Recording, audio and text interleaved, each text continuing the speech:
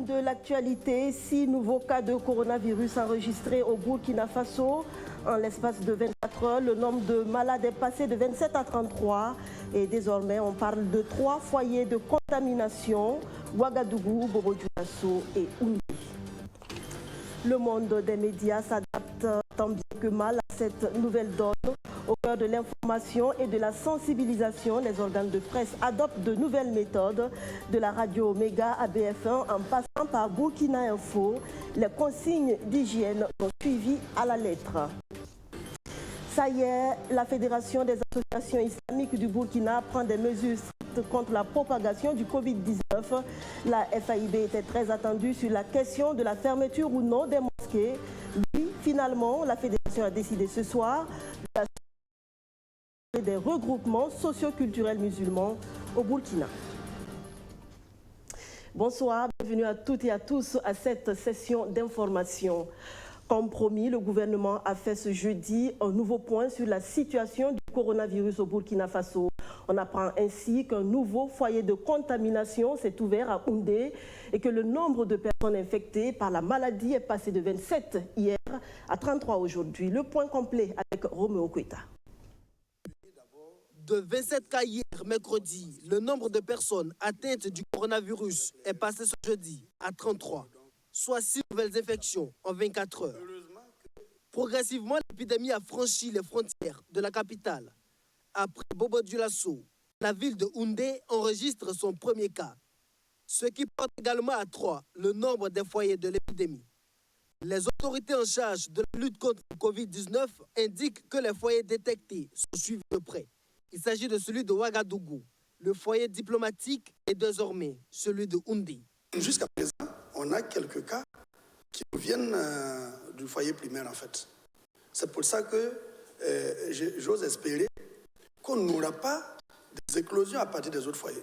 Parce qu'il faut déjà gérer ce foyer primaire-là. En matière d'épidémiologie, il faut pouvoir circonscrire les foyers. Une fois qu'ils sont circonscrits, ils sont plus faciles à gérer. Le foyer de Oundé est circonscrit. Le malade se porte très bien. Ses contacts sont en confinement et eux aussi ne présentent aucun signe. Les autorités sanitaires redoutent une multiplication des foyers, ce qui pourrait être un facteur favorisant la propagation de l'épidémie. À ce jour, jeudi 19 mars, la répartition des infections se fait comme suit. 31 cas à Ouagadougou, 1 à Bobo-Dioulasso et à Oundé. L'épidémie pulmonaire n'a pas encore de remède, mais pour le professeur Martial Ouedraogo, il n'y a pas de quoi céder à la panique. Il faut juste respecter les consignes de protection et d'hygiène. En cas de suspicion, il est conseillé de rester à la maison et d'appeler les services de santé au numéro indiqué. Il y a des patients qui, malheureusement, font la sourde oreille et qui se lèvent et qui vont dans les centres de santé, que ce soit des centres de santé privés, que ce soit des centres de santé publics. Mais ce n'est pas l'idéal. Nous avons dit, si vous avez même été en contact et que vous n'êtes pas malade, vous appelez, on s'occupe de vous à la maison. Si vous êtes à un certain moment malade, on envoie une équipe vous prélever. Et même ceux qui sont des contacts et qui ne sont pas malades, tous les jours, on va les voir à la maison. Le Burkina Faso a enregistré hier son premier cas de décès. C'est aussi le premier en Afrique subsaharienne. Désormais, 31 pays africains sont touchés. Hier, mercredi, l'OMS, l'Organisation mondiale de la santé, a appelé le continent à se réveiller et à se préparer au pire. La bataille contre le coronavirus étant aussi et surtout financière, le gouvernement s'attelle à mobiliser les fonds. Le Conseil national de gestion de la pandémie s'est réuni autour du Premier ministre ce jeudi. Il était question pour les participants d'évaluer l'état de mise en œuvre des structures en charge de la gestion du coronavirus dans le pays, le rapport de la mise en œuvre du plan de riposte et la situation de la mobilisation des fonds. Arsène Konditamdi. Les membres du Conseil national de gestion de l'épidémie Covid-19 réfléchissent aux voies et moyens pour contrer la propagation du virus sur le sol burkinabé. Autour du Premier ministre Christophe Dabiré, ces acteurs vont analyser le plan de communication et évaluer l'état de mise en œuvre des structures en charge de la gestion de la pandémie et faire des propositions au président du Faso. Rochma Christian Kabouré décidera en dernier ressort des mesures qu'il juge nécessaires à ce stade de l'évolution de la pandémie. dans notre cas aujourd'hui, c'est au niveau de la communauté que se fait la transmission. Donc, tant au niveau de la question des frontières, qu'elles soient terrestres ou aériennes, tant au niveau de la question des marchés et tant au niveau des autres éléments de transport, des propositions concrètes ont été faites durant ces 2 à 3 heures de travaux qui seront transmises par son excellence le Premier ministre au président du Faso qui lui avisera et prononcera les décisions qu'il jugera utiles justement au regard de l'explication et de la documentation qui leur a été fournie.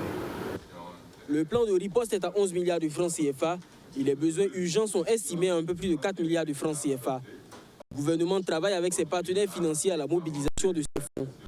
Font partie de ce comité les membres du gouvernement burkinabé, l'ambassadeur des États-Unis, le représentant résident de l'OMS et le chef de file des partenaires techniques et financiers de la santé.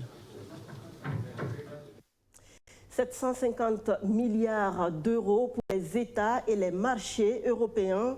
C'est la contribution de la BCE à la lutte contre le coronavirus, la Banque centrale européenne qui veut ainsi limiter les effets néfastes du Covid-19 sur l'économie du continent européen. Au grand mot, les grands remèdes, la Banque centrale européenne va mobiliser 750 milliards d'euros pour soutenir les États et les entreprises de la zone. L'institution lance son programme d'achat d'urgence pandémique ou PEPP pour contrer les effets dévastateurs de la crise du coronavirus sur l'économie et les marchés européens. Mercredi soir, à Francfort, la présidente de la BCE, Christine Lagarde, a annoncé la décision du Conseil des gouverneurs. L'institution rachète pour 750 milliards d'actifs, une somme supérieure aux 500 milliards de dollars proposés par la Banque centrale américaine. Ce programme flexible permettra à la BCE de racheter massivement la dette des États et des entreprises d'ici la fin de l'année. Il lui permettra également de soulager les banques dans le but de les inciter à maintenir leurs prêts aux ménages et aux entreprises. Le programme d'achat d'urgence pandémique est une réponse d'envergure de l'institution qui souhaite ainsi contribuer à relancer un système économique en souffrance. Du vendredi 20 mars au samedi 4 avril 2020, plus de prières ni de regroupements socioculturels musulmans au Burkina Faso. Ainsi en a décidé la FAIB, la Fédération des associations islamiques du Burkina, qui a tenu une session extraordinaire cet après-midi à Ouagadougou dans le cadre de la prévention du coronavirus au sein de la communauté. Les détails des mesures prises par la FAIB avec le docteur Oumarou Ganame, responsable adjoint de la fédération. Les mesures sont tout d'abord la suspension temporaire, et cela pour 2 semaines, des prières collectives dans nos différentes mosquées, et celle de Djouma. Néanmoins, les moyens seront là pour quand même rappeler les uns les autres des aides de prière qui doivent s'effectuer chacun chez lui, dans sa maison, avec sa famille, avec ses enfants. Alors, on appelle au respect strict des mesures prises par les autorités, des mesures bien étudiées aussi, des mesures scientifiques auxquelles chacun doit se référer quand même, vu que l'État veille bien à la santé, à la prospérité de ses citoyens. C'est pourquoi ils ont dit que c'est nécessaire qu'on marque parmi les points focaux le respect strict de ces mesures déjà prises par nos autorités. Elle devrait entrer en vigueur à partir de cette nuit-là, mais vu que les uns et les autres ne sont pas informés à temps, à partir de demain, après la prière directement, les mesures rentreront en vigueur, parce qu'il faut un peu donner le temps à tous les imams de pouvoir communiquer et expliquer, avoir un temps de sensibilisation pour toute la communauté dans les mosquées d'abord. Et si le message est bien partagé, alors le respect sera facilement fait. Les différentes manifestations qui demandent un peu de réunion des uns des autres, plus de 50 personnes est interdit. Mais néanmoins, il y a des petites célébrations qui seront permis, mais les célébrations du mariage, des foules, des grands regroupements, tous sont vraiment suspendus jusqu'à nouvel ordre. Dans la même veine, les protestants aussi se sont réunis ce 19 mars à Ouagadougou. Le comité directeur de la Fédération des Églises et Missions évangéliques, à la fin de cette rencontre, a annoncé des mesures. Les cultes et les réunions de prière de masse sont suspendus jusqu'au 15 avril 2020. Les mariages déjà programmés peuvent être célébrés en respectant le nombre d'invités limité par l'État. Autant d'actions décidées par le pasteur Henriet et ses collègues. Informer, sensibiliser tout en se protégeant et en protégeant ses collègues. En un mot, donner le bon exemple face au coronavirus. Les journalistes des médias burkinabés sont à la tâche depuis l'avènement de la pandémie au Burkina Faso. Un tour dans les différentes rédactions de la capitale et on s'en rend compte. Luc Opak-Belgem. C'est un dispositif hygiénique inhabituel qui accueille tout visiteur de la radio Omega dès la sortie de l'ascenseur. L'accès à tous les services est conditionné par l'observation stricte de ces mesures. À la rédaction, chaque journaliste est masqué au nez, gel à portée de main.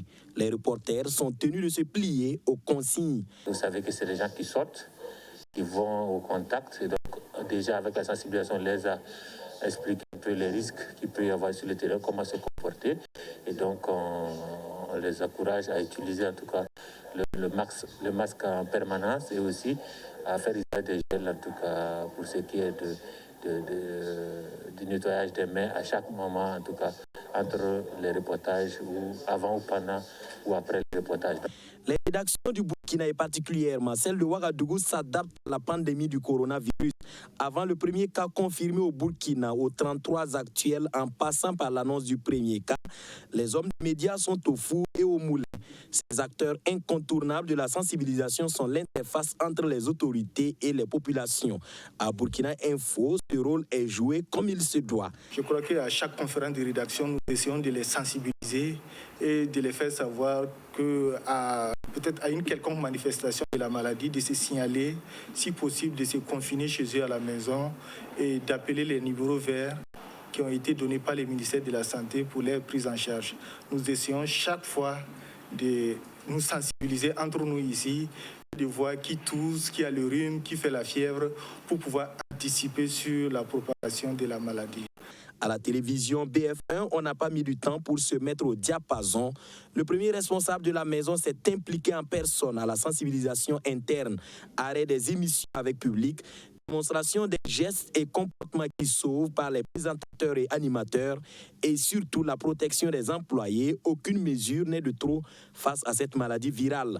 Donc, déjà, on a dit à tout un chacun de faire très attention à lui parce qu'il ne faut pas qu'à, par ma faute, toute l'équipe se retrouve justement dans une situation difficile.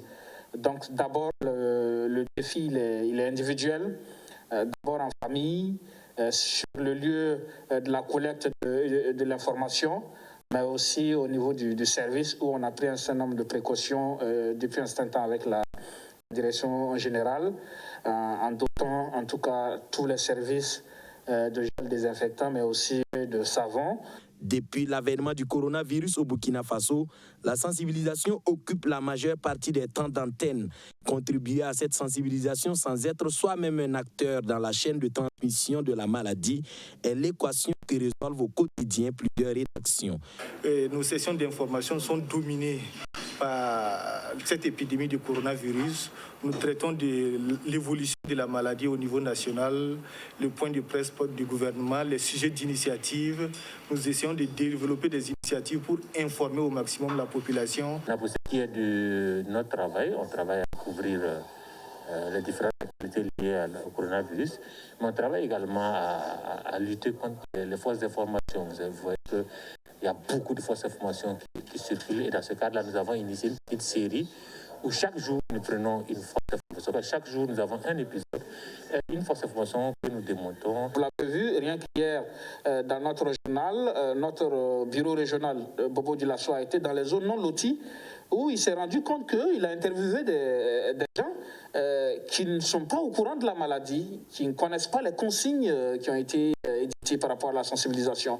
Donc le journaliste après son travail, a joué un peu ce rôle aussi de sensibilisation des populations par rapport aux consignes, par rapport à la gravité de la maladie. C'est aussi ça notre rôle. Le coronavirus crée parfois la psychose au sein des populations. Cette psychose où beaucoup sont tentés de se tirer chez eux, la peur peut exister au niveau des journalistes et travailleurs des médias. Et cette peur est plutôt normale et devrait amener les journalistes à jouer la carte de prudence dans la lutte contre la maladie, soutiennent les rédacteurs en chef qui disent profiter de cette période où les demandes de couverture sont en baisse pour multiplier les sujets d'initiative et surtout des sujets en rapport avec le Covid-19. Le coronavirus qui a peut-être joué sur la grève générale des syndicats, la grève de 120 heures lancée ce 16 mars n'est pas suivie à 100% à Bobo-Dioulasso, d'après nos reporters sur place qui sont allés au constat au deuxième jour du mouvement suivi. À l'hôtel administratif de Bobo-Dioulasso, certains départements tournent au ralenti. Dans certains services où nous avons eu l'autorisation de faire des images, le personnel est présent mais il refuse de s'exprimer devant la caméra. Même constat à la direction régionale en charge de la culture et à la direction régionale en charge de la jeunesse. Madi Savadogo se réjouit de cette présence des agents et se dit satisfait d'avoir pu obtenir gain de cause. Sincèrement, je suis satisfait. Malgré la situation que vit le pays actuellement, que vit le monde actuellement qui nous préoccupe tous, je suis réellement satisfait. À la direction régionale des transports, la plupart des guichets fonctionnent normalement à la grande satisfaction de Suleiman Bambogo, qui a pu entrer en possession de sa carte d'immatriculation. C'est pour les traits de ma carte d'immatriculation. Les services, en tout cas, ils sont là. Il n'y a pas de problème. Satisfait, pleinement satisfait. Aux impôts, par contre, le constat fait de visu est que de nombreux services sont aux arrêts. Malheureusement, nous n'avons pas eu l'autorisation de faire des images comme à l'hôpital Sorosano de Bobo-Dioulasso, où le mouvement de grève serait bien suivi selon le secrétaire général de la sous-section Sincha de Chu Sorosano. Il faut dire qu'au niveau de l'hôpital Sorosano, le mouvement est suivi. Ce qu'il faut noter, c'est que les instructions que nous avons suivies du niveau central, au niveau de notre bureau national, en tout cas, nous disait d'organiser un service minimum au niveau des services d'urgence. Donc, c'est ce qu'effectivement nous avons mis en place. Donc, si vous faites un tour, vous allez vous rendre compte que, en tout cas, au niveau des services d'urgence, qu'ils soient en chirurgie, médecine, gynécologie, pédiatrie, et bien sûr la pharmacie, vous allez trouver en tout cas que les services sont offerts en bonne et due forme. Donc, en tout cas, en dehors de ces différents services, les restes, en tout cas, est totalement fermé. Les agents de la fonction publique observent une grève de 120 heures depuis le lundi 16 mars 2020 sur toute l'étendue du territoire national pour protester contre l'application de l'UTS sur les primes et indemnités des agents de la fonction publique. C'est dans ce contexte que le ministre en charge de l'Éducation nationale a effectué une visite de terrain ce mercredi. Stanislas Ouaro a fait le tour de quelques structures centrales et déconcentrées de son département. Objectif, s'imprégner des conditions de travail des agents et leur apporter au passage son soutien. Abdou Aziz Sari. 3 jours après le début de la grève des agents de la fonction publique, le ministre de l'Éducation nationale fait le tour des structures déconcentrées du MINAPLN. Il s'agit d'une visite surprise. Première étape, direction provinciale des enseignements post-primaires et secondaires du Kadiogo. Ici, Stanislas Ouaro est heureux de constater que tous les travailleurs sont à leur poste. Même comme l'enseignement et de la formation technique et professionnelle, de la secrétaire à la directrice générale, tous sont à leur tâche quotidienne. Et actuellement, il y a 2 mouvements de grève. Un premier qui a été lancé pour les périodes de lundi à vendredi prochain et un autre qui a été lancé donc, pour la période d'aujourd'hui 18, donc à vendredi 20. Et donc c'est au regard de ces différents mouvements qui ont été lancés que j'ai pensé qu'il était bon, au lieu de passer le temps à attendre qu'on nous fasse le point, de pouvoir passer dans les services. Toutes ces structures-là, les agents sont à leur poste, ils travaillent, d'autres préparent les examens, d'autres sont en pleine préparation des délibérations pour les examens du certificat élémentaire d'aptitude pédagogique et tout.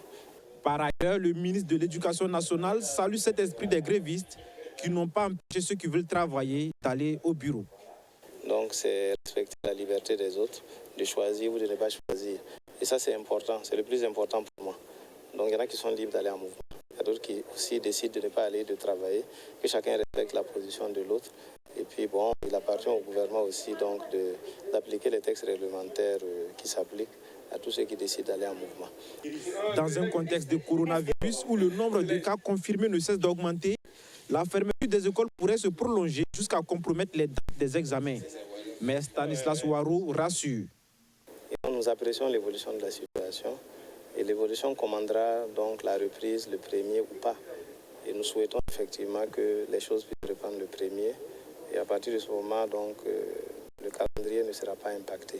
Mais maintenant, s'il venait que nous devons prolonger donc, les congés jusqu'à une certaine date, naturellement, donc, le calendrier sera revu et nous allons proposer une nouvelle date. Parce que la priorité des priorités, c'est la santé des élèves, des populations et tout. Donc, à ce niveau, il n'y a pas de problème à ce niveau. DGS, DEP9, DGFG, DREP9, DREPS, au total, 7 structures déconcentrées du MENA-PLN ont reçu la visite surprise de Stanislas Ouareau. Hormis ceux qui sont en mission ou en formation, tous les travailleurs de ces différentes structures étaient au rendez-vous ce 18 mars. Le ministre de l'Énergie, lui, était sur les traces des bénéficiaires du projet Backup solaire.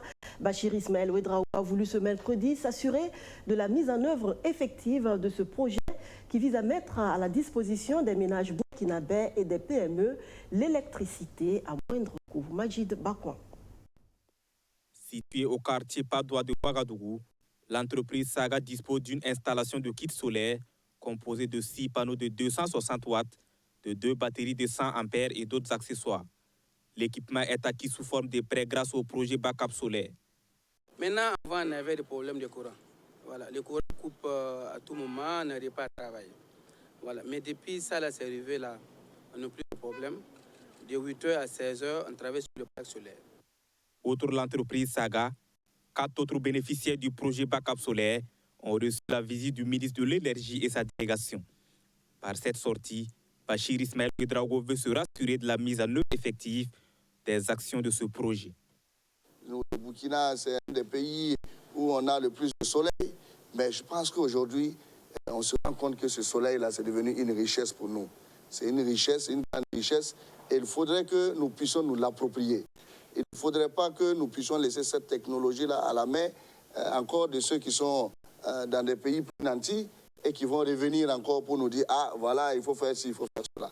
Et c'est pour cela donc que nous nous sommes résolument engagés sur cette voie-là, qui est donc de trouver des solutions adaptées au Burkina Faso. Et quand vous regardez les installations que nous avons eu à faire, ce n'est pas du copier-coller, c'est des installations qui s'adaptent à nos réalités et aux besoins de nos populations. Et ça, c'est important, que nous sachions comment nous allons adapter en tout cas cette technologie-là pour qu'elle soit plus utile pour le Burkina, pour les Burkinabés. Pour cette première phase du projet Backup solaire, c'est environ 850 ménages qui ont bénéficié des installations, selon Bachir Ismaël Ouedraogo.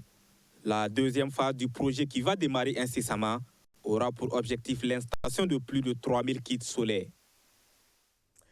Vous avez beau faire, les gens trouveront toujours à redire. Alors, faites ce que vous avez à faire sans vous soucier de ce que pensent les autres. C'est à cette seule condition que vous pourriez vous libérer de leur chaîne. Merci de votre fidélité à BF1. Je vous retrouve demain. Bonsoir.